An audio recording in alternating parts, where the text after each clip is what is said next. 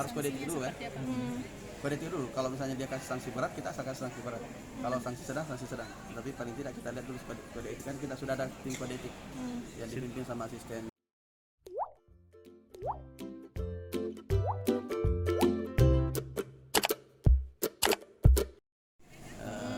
Kita mau lihat nanti apa kebijakan dari kode etik, baru nanti kita buat kebijakannya.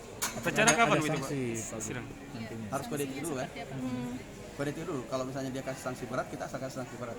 Kalau sanksi sedang, sanksi sedang. Tapi paling tidak kita lihat dulu kode etik kan, kita sudah ada tim kode etik yang dipimpin sama asisten 2 ketuanya. Sidangnya kapan itu Pak Gub? Kita sudah mau sidang. Berarti itu pelanggaran Pak Gub ya, karena terbukti kan mengembalikan uang Pak Gub. Sidang kode etik dulu mereka kan saya tidak bisa saya kan selalu bilang bahwa berangkat dari sebuah berita acara, misalnya sesuai dengan kode etik, kemudian apa keputusan tanah, apakah untuk periksa secara khusus BAP-nya, nanti hasil BP bagaimana, kemudian baru kita buat kebijakan. Kenapa? Karena ada namanya juga mereka punya hak, kita juga harus menghargai, tetapi kita juga harus punya hak bahwa bagaimana kita membuat kebijakan itu. Harus berimbang kan. Oke.